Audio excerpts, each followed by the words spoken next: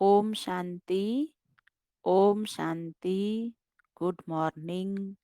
आज प्यारे बाबा के 15 फरवरी 2023 के साकार महावाक्य हैं। बाबा ने कहा, मीठे बच्चे, तुम्हारे लिए योग की भट्टी मोस्ट वैल्यूबल है, क्योंकि इस भट्टी से ही तुम्हारे विकर्म भस्म होते हैं। प्रश्न है, किन बच्चों की बुद्धि में बीज और झाड़ की नॉलेज स्पष्ट बैठ सकती है? उत्तर है, जो विचार सागर मंथन करते हैं। विचार सागर मंथन करने के लिए अमृत वेले का टाइम बहुत अच्छा है। अमृत वेले उठकर बुद्धि से एक बाबा को याद करो। तुम्हारा ए जप्पा जाप चलता रहे। सूक्ष्म वा स्थूल में शुभ बाबा कहने की दरकार नहीं, बुद्धि से याद करना है। ओम शांति। रूहानी बाप बैठकर रूहों को समझाते हैं, अर्थात बच्चों को समझाते हैं। बाप कहते हैं, मुझे भी जिस्म है तब तो बात कर सकता हूँ। तुम भी ऐसे समझो, मैं आत्मा हूँ, इस जिस्म द्वारा सुन रहा हूँ। यह नॉलेज अच्छी रीति धारण करनी है, जैसे बाप के पास धारण की हुई है। आत्मा की बुद्धि में धारणा होती है, तुम्हारी बुद्धि में ऐसी धारणा होनी चाहिए जैसे बाप की बुद्धि में है। बीज और झाड़ की समझानी तो बहुत सहज है। माली को नॉलेज रहता है ना कि फलाना बीज बोने से इतना बड़ा झाड़ निकलेगा। बस बाबा भी ऐसे ही समझाते हैं। यह बुद्धि में धारण करना है, जैसे मेरी बुद्धि में है वैसे तुम्हारी बुद्धि में रहना चाहिए। वह रहेगा तब जब विचार सागर मंथन करेंगे। विचार सागर मंथन करने का समय सवेरे का बहुत अच्छा है। उस समय धंधा आदि तो कोई नहीं रहता। भक्ति भी मनुष्य सवेरे करते हैं, यहाँ वहाँ जाते रहते हैं, व बैठकर कोई नाम जपते रहते हैं, व गीत गाते हैं, आवाज करते, कोई तो अंदर ही राम राम रटते हैं। यह भक्ति का ए जपा जाप होता है। कोई माला भी फेरते रहते हैं। तुमको शिव शिव मुख से कहना नहीं है। जो लोग भक्ति में करते वह ज्ञान में नहीं होना चाहिए। बहुतों को आदत पड़ी हुई है, शिव शिव सिमरन करते होंगे। तुमको शिव शिव ना तो स्थूल में ना सूक्ष्म में जपना है। तुम बच्चे जानते हो कि हमारा बाप आया हुआ है, आएगा भी जरूर कोई शरीर में। उनका कोई अपना शरीर तो है नहीं, वह पुनर्जन्म रहित है। पुनर्जन्म मनुष्य सृष्टि में होता है। विष्णु के दो रूप लक्ष्मी नारायण हैं। देव देव महादेव कहते हैं। ब्रह्मा और विष्णु का आपस में कनेक्शन है, शंकर का कोई कनेक्शन नहीं, इसलिए उनको बड़ा रखते हैं। उनका पुनर्जन्म नहीं, उनको सूक्ष्म शरीर मिलता है। शिव बाबा को सूक्ष्म शरीर भी नहीं है, इसलिए वह सबसे ऊंचे ते ऊंच है। वह है बेहद का बाप। बच्चे जानते हैं, बेहद के बाप से हम बेहद सुख का वर्षा लेते हैं। बाप की श्रीमत पर तुमको पूरा चलना है। जो खुद याद करते हैं, औरों को याद कराते हैं, वह जैसे बाबा के मददगार हैं। बाप और वर्षे को याद करना है। बच्चों को समझाते रहते हैं, तुम्हारे अब 84 जन्म पूरे हुए हैं, बाकी थोड़ा टाइम है। नाटक में एक्टर समझते हैं, अभी बाकी आधा घंटा है, फिर हम घर जाएंगे। टाइम देखते रहते हैं, तुम्हारी तो बेहद की बहुत बड़ी घड़ी है। समझाया है कि अब घर चलना है। बाप को याद करने से तुम्हारे विकर्म विनाश होंगे। और कोई शास्त्रों में ऐसा सहज योग है नहीं। वह तो बहुत हठ योग करते हैं, बहुत मेहनत करते हैं, जो तुम माताएं कर ना सको। तुमको हठ योगियों के मुआफिक आसन नहीं लगाना है। हाँ, सभा में ठीक होकर बैठना है। तुम्हारा राजयोग है, टांग पर टांग चढ़ाकर बैठना, ये हठ योग है।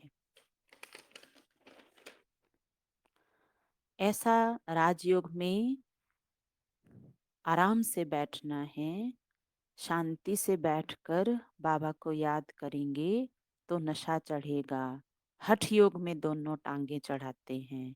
बाबा तुमको तकलीफ नहीं देते हैं, सिर्फ थोड़ा फर्क रखना चाहिए कॉमन बैठने में और योग में बैठने में। तुम राजयोग सीख रहे हो तो ऐसा बैठना चाहिए जो मनुष्य समझे कि ये राजयोग में बैठे हैं। यह हमारा राजाई का ढंग है। तुम बेहद के बाप द्वारा राजाओं का राजा बन रहे हो। ऐसे बाप को घड़ी घड़ी याद करना है। सतयुग में बाप को याद नहीं किया जाता है, अपने को किया जाता है। कलयुग में न बाप को जानते ना अपने को जानते हैं, सिर्फ बाप को पुकारते हैं। अभी तुम अच्छी रीति जान गए हो और कोई ऐसे नहीं समझते हैं कि बाप बिंदी है। अति सूक्ष्म भी कहते हैं, फिर कहते हैं हजारों सूर्यों से भी तीखा है। तो बात मिलती नहीं है। जब कहते हैं नाम रूप से न्यारा है, फिर हजारों सूर्य से तीखा क्यों कहना चाहिए? पहले तुम भी ऐसे समझते थे। बाप कहते हैं ड्रामा में यह समझानी देर से मिलनी थी। सूक्ष्म ते सूक्ष्म गुह्य बातें समझकर समझाई जाती है। ऐसे नहीं ख्याल आना चाहिए कि पहले तो हजारों सूर्यों से तेजो में कहते थे, अब फिर बिंदी क्यों कहते हैं? जब आईसीएस पढ़ेंगे तब आईसीएस की बात करेंगे, पहले कैसे करेंगे? इसमें मूंझने की दरकार नहीं है। ड्रामा में जब बाबा को समझाना है तब समझाते हैं। इनके बाद भी अर्जुन क्या क्या समझाएंगे, क्योंकि बाप का भी प्रभाव तो निकलना है ना। जैसे तुम्हारी आत्मा है वैसे वह भी आत्मा है, परम धाम में रहते हैं, उनको परम आत्मा कहते हैं। यहाँ जब आते हैं तो नॉलेज देते हैं। बाप कहते हैं जब पतित दुनिया होगी तब मैं पावन दुनिया बनाने आऊंगा। पुकारते भी हैं हे पतित पावन, हे दुख हरता सुख करता आओ। वह तो संगम पर आएगा। जब रात पूरी होगी तब दिन होगा। पुरानी दुनिया का अंत होगा। कर्मातीत अवस्था अंत में होगी। तुमको रहना भी गृहस्थ व्यवहार में है, छोड़ना भी नहीं है। शरीर निर्वाह अर्थ व्यवहार करते कमल पुष्प सम्मान पवित्र रहना है। देवता तो है ही पूर्ण पवित्र, परंतु कब और कैसे बने? जरूर पुरुषार्थ किया तब तो प्रारब्ध पाई, पुरुषार्थ अनुसार प्रारब्ध बनी। जैसा कर्म वैसी प्रारब्ध, यह तो चलता ही रहता है। अभी तो तुमको कर्म सिखलाने वाला बाप मिला है, उनको अच्छी रीति याद करना चाहिए। तुम एडॉप्टेड बच्चे हो। मारवाड़ियों में गोद लेने की प्रथा बहुत होती है। तुम्हारी भी एडॉप्शन है, तुम इनके गर्भ से नहीं निकले हो। एडॉप्शन में दोनों बाप याद रहते हैं, अंत तक जानते हैं कि हम असल किसका था। अब इनकी गोद के बच्चे बने हैं। तुम भी जानते हो हम किसके थे और किसके बने हैं। मैं एडॉप्ट हुआ हूँ परमपिता परमात्मा के पास। वह है स्वर्ग का रचयिता। उनकी रचना कितना समय चलती है? आधा कल्प। यह समझ की बात है। नरक का रचयिता रावण है, उनका भी आधा कल्प राज्य चलता है। सतो प्रधान से तमो प्रधान बनते हैं। समझ में ना आवे तो पूछना चाहिए कोई भी बात। जब सूर्य चांद को ग्रहण लगता है तो कहते हैं दे दान, तो छूटे ग्रहण। सूर्य चांद को भी माँ बाप कहा जाता है। यहाँ भी मेल फीमेल दोनों को ग्रहण लगता है तब कहते हैं 5 विकारों का दान दे दो। वह तो वर्ष में एक दो बारी ग्रहण लगता है, ये तो कल्प की बात है। बाप आकर एक ही बार दान लेते हैं। मनुष्य बिल्कुल संपूर्ण काले बन गए हैं। आयरन एज है। सच्चे सोने में अलाएं पड़ने से काला हो जाता है। नया घर पुराना घर, नए बच्चे और बूढ़े में फर्क तो है ना। छोटा बच्चा कितना मीठा प्रिय लगता है। सब उनको चूमते हैं, गोद में बिठाते हैं। पुराना जड़ी भूत हो जाता है तो कहते हैं कहाँ शरीर छूटे तो अच्छा, ज्यादा दुख क्यों सहन करें। आत्मा एक शरीर छोड़ जाकर दूसरा लेती है। यहाँ हम बीमार को मरने नहीं देते हैं। फिर भी जितना सुने उतना अच्छा। शिव बाबा और वर्षे को याद करते रहें। बीमारी में जब ज्यादा पीड़ा होती है तो सब भूल जाता है। बाकी जिसका किसमें भाव होता है वह सामने आ जाता है। तुम्हारा तो वायदा है, मेरा तो एक शिव बाबा, दूसरा ना कोई। फिर दूसरे किसी को याद क्यों करते हो। बाप कहते हैं मेरे बिगर किसी की स्मृति भी ना आए। गाया हुआ है अंतकाल जो स्त्री सिमरे, सारा श्लोक कह देते हैं और अर्थ कुछ भी नहीं समझते हैं। सारी संगम की बात जो भक्ति में गाते हैं। इस समय सिर्फ तुमको बाप और वर्षे को याद करना है। श्री नारायण तुम्हारी प्रारब्ध है तो अर्थ पूरा बुद्धि में होना चाहिए। बिगर अर्थ तो बहुत याद करते रहते हैं। पिछाड़ी में जिसके साथ जास्ती प्रीत होती है वही याद आते हैं। बड़ा खबरदार रहना चाहिए। तुमको याद करना है एक बाप को। बाप कहते हैं मन मना भव। तुम बच्चे कहते हो बाबा हम कल्प कल्प आपसे मिलते हैं। यह ज्ञान आपसे मधुबन में आकर लेते हैं। यह है वशीकरण मंत्र। सतगुरु है तो तुम्हें मंत्र भी ऐसा देता है जो तुम अमर बन जाओ। यह है माया पर जीत पाने का मंत्र। इस पर गाते हैं तुलसीदास चंदन घिसे। यह भी अब की बात है जो बाद में गाई जाती है। तुम बच्चों को राज तिलक मिल रहा है बाप और वर्षे को याद करने से। बाप और बादशाही को याद कर शरीर छोड़ेंगे तो राजाई तिलक मिल जाएगा। एक को तो नहीं मिलेगा। माला 108 की भी है, 16,108 की भी है। अब तो सिर्फ तुमको एक्यूरेट बाबा को याद करना है। बाबा के लिए कहते हैं वह बाबा के लिए कहते हैं तुम्हारी गत मत तुम ही जानो, सो बरोबर सदगति दाता वह है। आगे तो सिर्फ गाते थे अर्थ रहित, उसको कहा जाता है अनर्थ। प्राप्ति कुछ भी नहीं।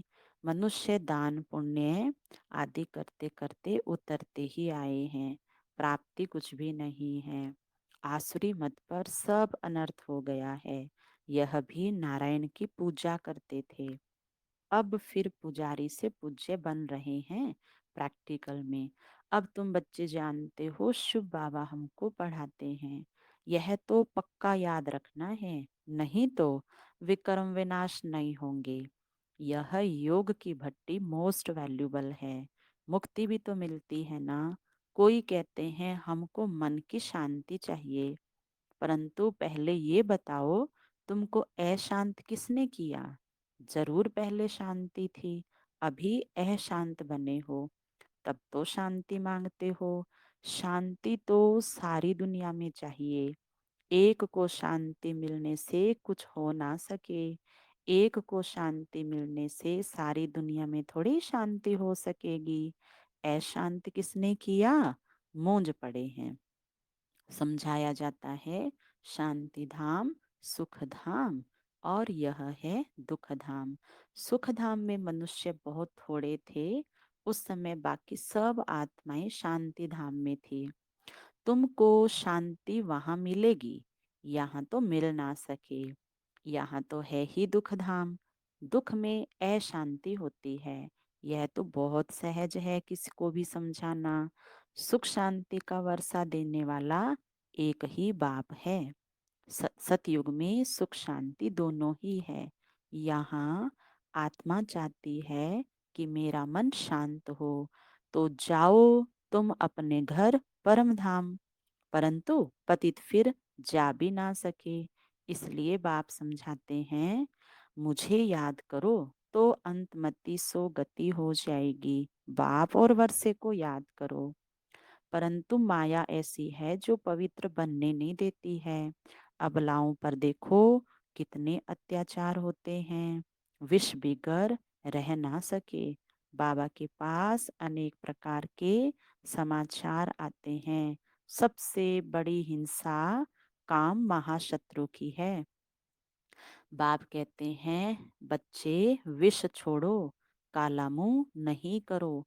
तो कहते हैं कोशिश करेंगे। यह जहर है, आदि मध्य अंत दुख देने वाला है। परंतु तकदीर में नहीं है तो सुनते ही नहीं हैं। आत्माओं को बैठकर बाप समझाते हैं, आज से विकार में नहीं जाना, तो मुंह नीचा कर लेते हैं। अरे काम महाशत्रु है, यह अच्छा थोड़ी है। यह है ही विशस वर्ड, सब पतित है। परंतु सतयुग में सभी संपूर्ण निर्विकारी है। अच्छा, मात पिता बाप दादा के कल्प अथवा 5,000 वर्ष के बाद मिले हुए मीठे मीठे सिखिलदे बच्चों को याद प्यार और गुड मॉर्निंग। रूहानी बाप की रूहानी बच्चों को नमस्ते। हम रूहानी बच्चों की रूहानी बाप दादा को याद प्यार गुड मॉर्निंग, नमस्ते नमस्ते नमस्ते। मेरे बाबा, मीठे बाबा, प्यारे बाबा, आपका शुक्रिया, बहुत बहुत शुक्रिया। धारणा के लिए मुख्य सार। टाइम बहुत थोड़ा है, इसलिए बाप का पूरा पूरा मददगार बनकर रहना है। बाप और वर्षे को याद करना है और दूसरों को भी कराना है। अंत समय में एक बाप की याद रहे, इसके लिए दिल की प्रीत एक बाप से रखनी है। बाप बिगर और कोई की स्मृति न आए, इसके लिए खबरदार रहना है। वरदान, सोचना, कहना और करना, इन तीनों को सम्मान बनाने वाले बाप सम्मान संपन्न भव। सोचना, कहना और करना, इन तीनों को सम्मान बनाने वाले बाप सम्मान संपन्न भव। विस्तार, बाप दादा अब सभी बच्चों को सम्मान और संपन्न देखना चाहते हैं। संपन्न बनने के लिए सोचना, कहना और करना तीनों सम्मान हो। इसके लिए सब तैयारी भी करते हो, संकल्प भी है, इच्छा भी यही है। लेकिन ये इच्छा पूरी तब होगी जब और सब इच्छाओं से इच्छा मात्रम अविद्या बनेंगे। छोटी छोटी अनेक प्रकार की इच्छाएं ही इस एक इच्छा को पूर्ण करने नहीं देती है। स्लोगन है, अव्यक्त व कर्मातीत स्थिति का अनुभव करना है, तो कथनी करनी और रहनी को सम्मान बनाओ। अव्यक्त व कर्मातीत स्थिति का अनुभव करना है, तो कथनी करनी और रहनी को सम्मान बनाओ। अच्छा, ओम शांति।